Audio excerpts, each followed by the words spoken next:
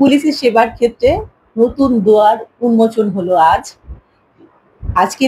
এখন থেকে মানুষ ঘরে বসেই জিডি করতে পারবে, অনলাইন জিডি।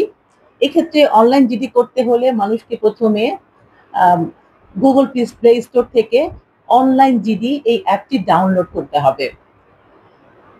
অ্যাপটি ডাউনলোড করার পরে ওখানে রেজিস্ট্রেশন করতে হবে এবং রেজিস্ট্রেশন করার পরে প্রয়োজনীয় তথ্যাদি পূরণ করে জিডিটি সম্পন্ন করতে হবে।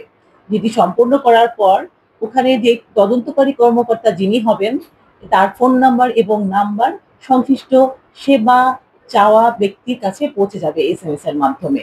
এইভাবে অনলাইন জিডির মাধ্যমে মানুষের সময় বাঁচবে, মানুষের শ্রম কম লাগবে এবং পাশাপাশি থানায় এসে যে ভয়, থানা আসার যে ভয়, থানা আসলে আমি যার বিরুদ্ধে জিডি করতে যাচ্ছি সে হয়তো জেনে যাবে, এই ভয় থেকে মানুষ পরিত্রাণ পাবে।